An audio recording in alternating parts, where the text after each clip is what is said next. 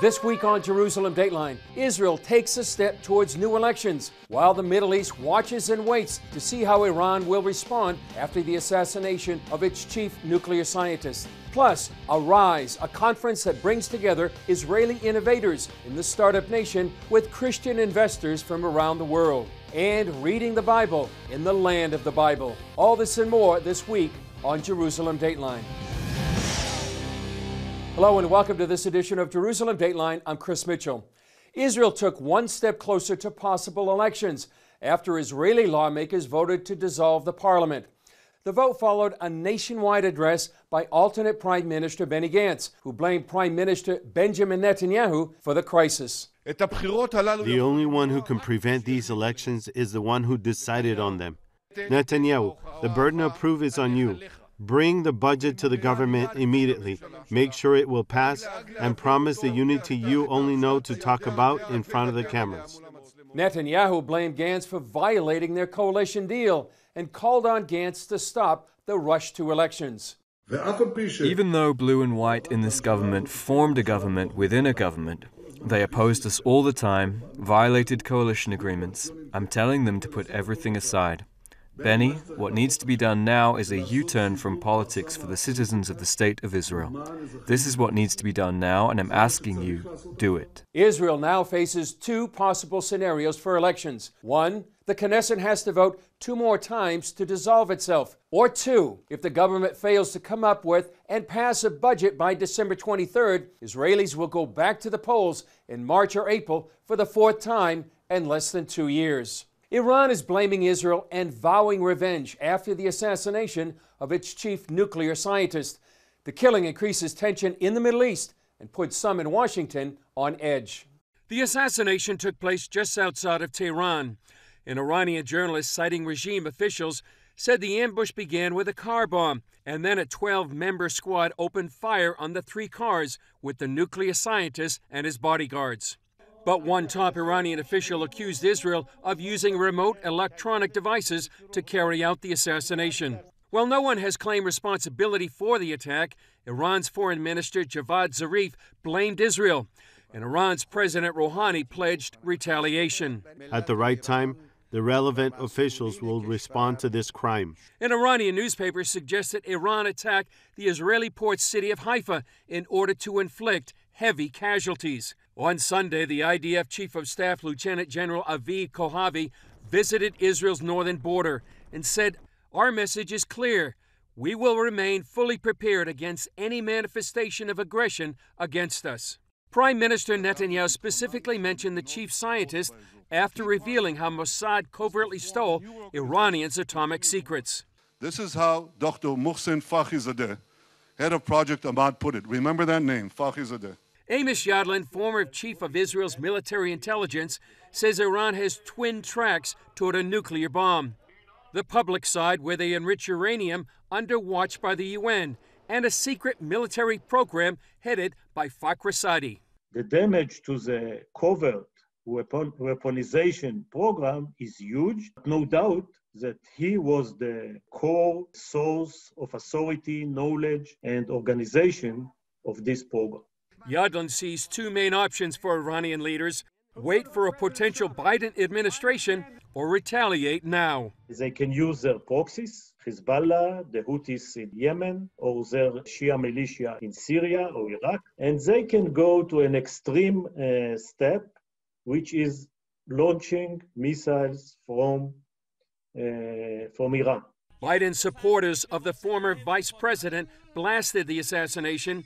Former Obama CIA Director John Brennan tweeted, "This was a criminal act and highly reckless. It risks lethal retaliation and a new round of regional conflict. Iranian leaders would be wise to wait for the return of responsible American leadership on the global stage and to resist the urge to respond against any perceived culprits." For now, the region is waiting and watching for any response, and if it puts the Middle East on the brink of war. Here in Israel, hundreds of Ethiopian Jews arrived at Tel Aviv's Ben Gurion Airport. It's a step towards fulfilling the government's pledge to reunite hundreds of Ethiopian families that are split between Israel and Ethiopia. Many waved flags and some stopped to kiss the ground. Israeli Prime Minister Benjamin Netanyahu met the new immigrants that are called Olim in Hebrew. My wife Sarah and myself were standing there with tears in our eyes when we saw the Olim, our brothers, the Ethiopian Jews, disembark from the plane with baskets, like I remember in my childhood. They disembark and touch the ground of Eretz Israel, and the mother bows down and kisses the ground, carrying a baby girl named Yerushalayim and another baby girl named Esther. Esther and Yerushalayim come to Jerusalem. This is the essence of the Jewish story, the essence of the Zionist story. While many Ethiopian Jews are returning to Israel now, after the rebirth of the State of Israel in 1948, many Arab Middle Eastern countries and Iran drove out hundreds of thousands of Jews. Israel's UN ambassador Gilad Erdan is pledging to pass a United Nations resolution to recognize the plight of those Jewish refugees. Here's a story we did earlier on the little-known history of those Jews. For thousands of years, Jewish communities thrived throughout the Middle East. But all that changed in 1948, when Muslim nations reacted violently to Israel's birth. Jews of Middle Eastern and North African descent, almost 900,000 of these Jews were exiled forcibly from their homes throughout the Middle East and North Africa when the State of Israel was founded. After the 1967 Six-Day War, another wave of persecution hit and forced most of the remaining Jews to leave 11 Middle Eastern and North African countries. Linda Munichen became one of those refugees. Nobody would want anything with the Jews, especially with the incitement going on the radio, in the mosques. So we were labeled like the fifth column. Also, more constraints were put, like you couldn't take out from your own account from the bank more than 100 dinars a month. In 1970, Munichen and her brother left Baghdad for Israel, keeping their flight secret from their father, a prominent lawyer. We didn't even kiss goodbye because I thought we'll meet one day. Anyway, I had to run away through Iran. They escaped into the unknown. I was disguised like an Arab when I looked, and my brother bought a very old coat. It was very cold winter. And to our big luck, everything went smoothly because at the time Jews were not allowed to be away from home more than 80 or 100 kilometers. Examples like this happen all across the Middle East. Expulsions, seizure of property, and murder of the Jews. In the aftermath of the Six-Day War in 1967, the mob in Libya, especially in Tripoli and Benghazi, took to the streets and started burning the homes of Jewish people and ransacking our warehouses. And my father's warehouse was burned. And then they came along and started pouring gasoline around my house.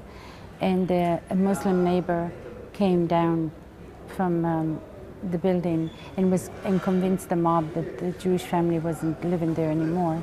And of course, he saved our lives. American Gina Waldman started Jamina, Jews indigenous to the Middle East and North Africa. And I always felt that there was a sense of injustice, that even though we really made a good life for ourselves in whichever country hosted us, nonetheless, we were never recognized for the wrongs that were done to us. Two-thirds of the Jewish refugees resettled in Israel and the rest in other Western countries. Waldman and Munichen both say they were traumatized. For Israel, sharing the saga of Jewish refugees is part of gaining international recognition for their sufferings. And we say, well, there are two sets of refugees.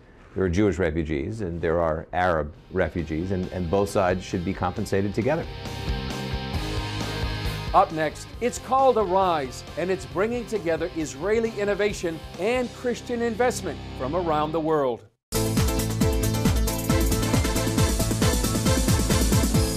I miss you guys.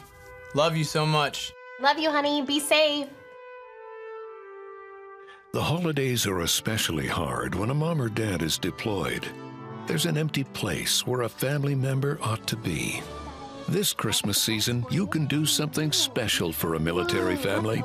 You can send them a box of love and joy from Superbook. Each Superbook Merry Christmas box is filled with DVDs, collectibles, activity books, and much more. But best of all, it's filled with your thanks for what our military families have done for us. For a gift of $25 or more, you can deliver a Superbook Merry Christmas box to a military family this holiday. Just call 1-800-700-7000 or visit cbn.com/military and order a box for a hero's family. They've given so much for us. Please give their families your love and thanks by sending a Superbook Merry Christmas box today. This holiday season, take a biblical journey through the Christmas story in Luke's Gospel. In CBN's free devotional, The Promise and the Hope, you'll see the birth of Jesus through the eyes of those who earnestly awaited the arrival of the Messiah. This Christmas, spend time experiencing God's presence in your life. Get your free copy of The Promise and the Hope. Call 1-800-700-7000 or go to cbn.com/Christmas devotional. Watch breaking news, in-depth exclusive stories and programs from health to entertainment you won't find anywhere else. The CBN News Channel, a perspective you can trust. Enjoy credible news reporting from around the world. Discover inspiring programs and stories of hope, all in one place from a Christian perspective. The CBN News Channel, a perspective you can trust. To watch the CBN News Channel, download the app or visit cbnnewschannel.com. For years, the BDS movement has urged countries, companies, and even churches to boycott and divest from any group tied to Israel. Its goal? Demonize the Jewish state and damage its economy. But one Israeli group has found a way to counter this tactic. It's called Arise, and I talked to its founder, Caleb Myers, in our Jerusalem studio. Caleb Myers, why don't you tell me first about what is Arise? Arise, very simply, is an organization dedicated to connecting business people from the international community to Israel, the vast majority of them being evangelical Christians. You have these odd voices around the world that over the last few years have called to boycott the Israeli economy.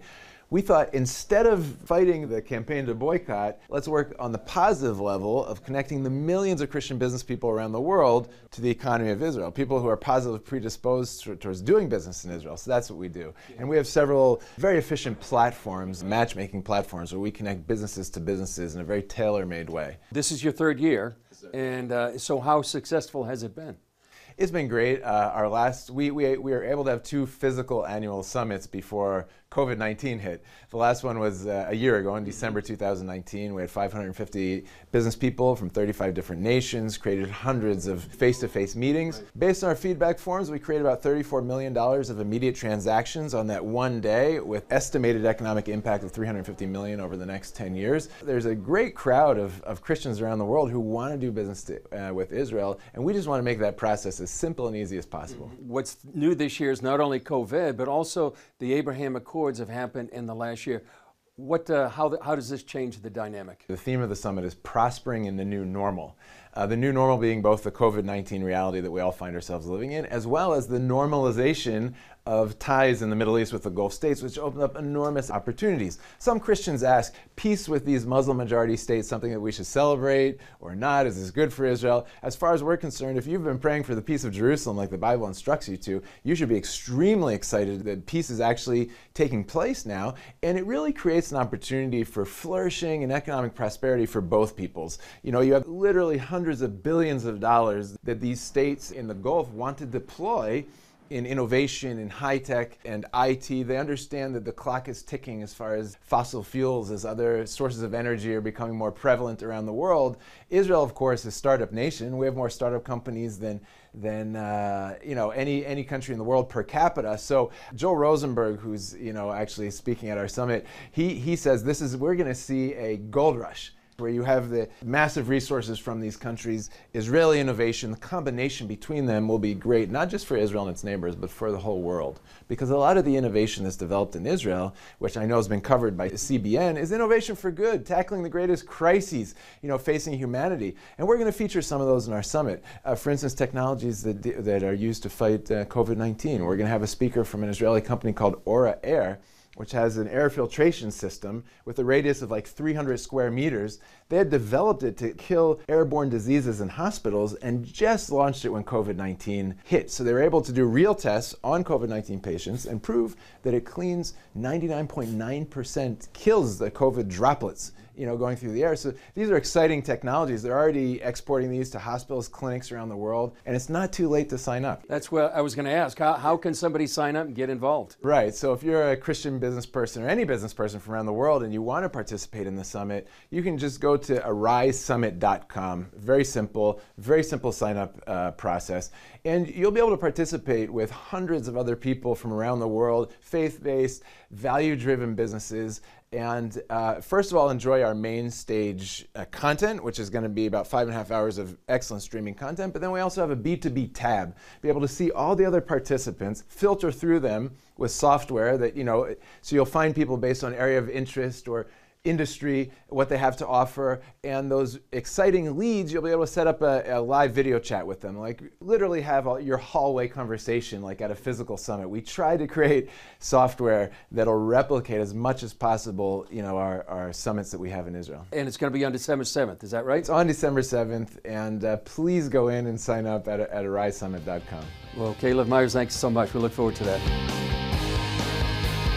Up next, an Israeli innovation that promises to provide clean air, including protection from the coronavirus.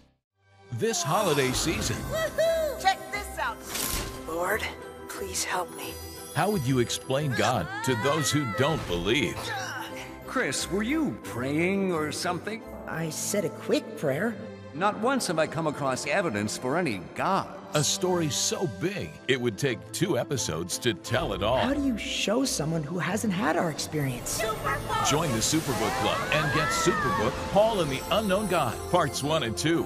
Plus 2 copies of each episode to share with others, all for your gift of only $25. And as a bonus, receive a copy of The First Christmas, just for joining now. They worship all these false gods, even a God they don't know at all? But they do not believe in the true God. I know people like that. Paul and the Unknown God, Parts 1 and 2. Yours when you join the Superbook Club. And as a bonus, receive a copy of The First Christmas as our way of saying thanks. Your CBN family has prepared something especially for you. It's a CBN Family Christmas, right in your own home. We've gathered holiday memories, miracle stories, and behind-the-scene glimpses with our hosts, all to bring you the warmth and love of the Christmas season. There'll be recipes and crafts, festive music, and family-friendly holiday films and concerts. Download the free CBN Family app and join your CBN family this season. Get written in stone. Jesus of Nazareth. Jesus walked on this street. Call 1-800-700-7000 or go to cbn.com/written in stone. The life of Jesus changed the entire world. How accurate might it be that this is the location? But what does archaeology say about where he lived his life? The scientific truth is something else. Get your copy for a gift of any dollar amount. Call now or go to cbn.com/written in stone. As Caleb Myers mentioned in our interview, the Arise Summit will feature a number of Israeli innovations, including a company called Ora Air. CBN News did a story on this company earlier this year. And as the world looks for a safe reopening from COVID shutdowns, Ora Air says it holds a key by providing one of the things needed most, clean air. CBN Middle East correspondent Julie Stahl has that story. 3 years ago, Aviad Schneiderman and his brother decided to take their father's heating and air conditioning business into high-tech air quality. Now Schneiderman is CEO of Ora Air. Our product is a one-stop shop. It's a full solution for indoor air quality, from detection, analyzing, and providing you purifier and disinfecting the air. Ora is a solution for any indoor environment, from your house to your office space, hotels, automotive industry, buses, trains, any indoor environment that you can think of. We are the best solution for that. Even before COVID-19, Israel's Sheba Medical Center used Ora Air, which touts it can filter out most particles from allergens to dust to viruses and bacteria. Sheba used this product because in hospital we have a lot of infections problems, and once you can give an information and also know how to attack those three vehicles, the particles, gases, and humidity in the air, you can reduce it significantly. Now they're studying its effectiveness against the coronavirus. There's amazing performance. We can filter the air in very high resolution, but also disinfect it. We already proved that on different viruses, on different types of flu viruses, and nowadays we are testing it on the COVID as well. Schneiderman explains how it works. You have the pre-filter to filter big particles. Then you have our main filter that have those three layers, the layers of the HEPA, carbon, and copper. With that, you have a UVC light that can burn and destroy the bacteria in the air while getting to the product. And lastly, the sterilizer that generate the positive and negative ions in the room. The filter system is controlled by an app whose air quality assistant is named Heidi. You're getting the recommendation of Heidi.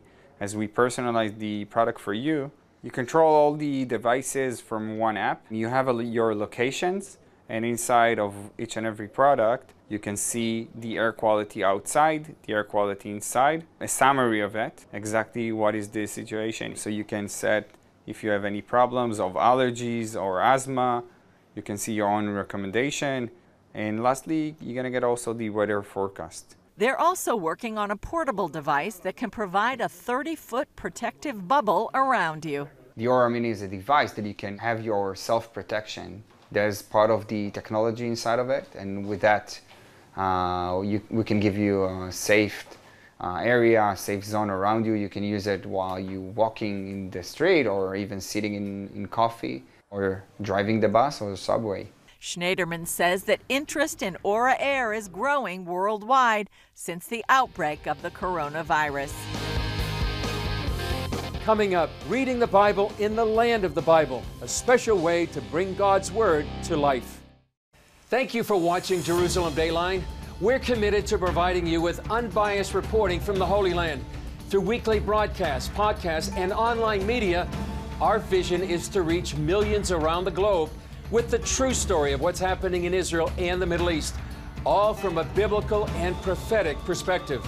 This is a big vision and is only made possible by the generous support of people like you. Call us toll-free at 1-800-700-7000 or go to cbn.com/Jerusalem Dateline and make a donation that will help spread the light of truth about Israel throughout the world. What's your favorite? Nobody did cookies. Oh, there we go. Elle, do you want to help?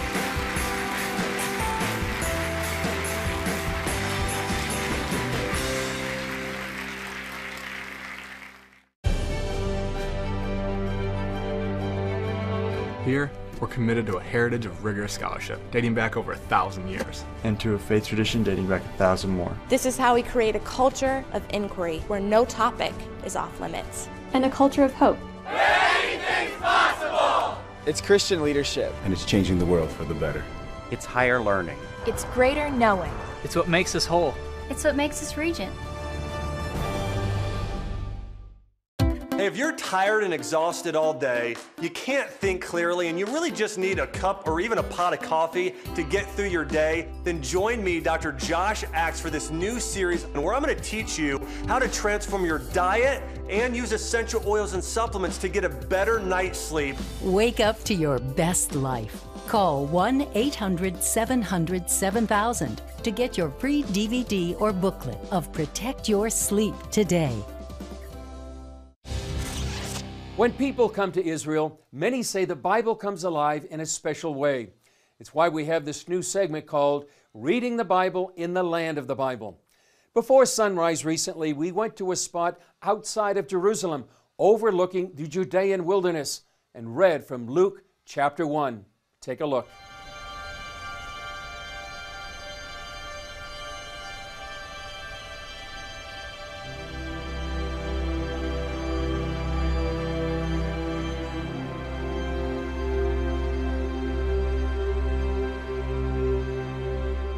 The Gospel according to Luke. Inasmuch as many have taken in hand to set in order a narrative of those things which have been fulfilled among us, just as those who from the beginning were eyewitnesses and ministers of the word delivered them to us. It seemed good to me also, having had perfect understanding of all things from the very first, to write to you an orderly account, most excellent Theophilus, that you may know the certainty of those things in which you were instructed. There was in the days of Herod the king of Judea a certain priest named Zacharias of the division of Abijah. His wife was of the daughter of Aaron, and her name was Elizabeth. And they were both righteous before God, walking in all the commandments and ordinances of the Lord blameless. But they had no child, because Elizabeth was barren, and they were both well advanced in years. So it was that while he was serving as priest before God in the order of his division, according to the custom of the priesthood, his lot fell to burn incense when he went into the temple of the Lord. And the whole multitude of the people was praying outside at the hour of incense. Then an angel of the Lord appeared to him, standing on the right side of the altar of incense. And when Zacharias saw him, he was troubled, and fear fell upon him. But the angel said to him, "Do not be afraid, Zacharias, for your prayer is heard, and your wife Elizabeth will bear you a son, and you shall call his name John. And you will have joy and gladness, and many will rejoice at his birth. For he will be great in the sight of the Lord, and shall drink neither wine nor strong drink. He will also be filled with the Holy Spirit, even from his mother's womb. And he will turn many of the children of Israel to the Lord their God. He will also go before him in the spirit and power of Elijah, to turn the hearts of the fathers to the children, and the disobedient to the wisdom of the just, to make ready a people prepared for the Lord." And Zechariah said to the angel, "How shall I know this? For I am an old man, and my wife is well advanced in years." And the angel answered and said to him, "I am Gabriel, who stands in the presence of God, and was sent to speak to you and bring you these glad tidings. But behold, you will be mute and not able to speak until the day these things take place, because you did not believe my words, which will be fulfilled in their own time." By the way, we read those scriptures by the road from Jerusalem to Jericho, perhaps on the same road from the story on the Good Samaritan. Well, I hope you enjoyed reading the Bible in the land of the Bible. But wherever you are, the Bible is alive. So we hope this encourages you to read, study, and meditate on God's Word. Well, that's all for this edition of Jerusalem Dateline. Thanks for joining us. Remember, you can follow us on Facebook, Twitter, Instagram, and YouTube. I'm Chris Mitchell. We'll see you next time on Jerusalem Dateline.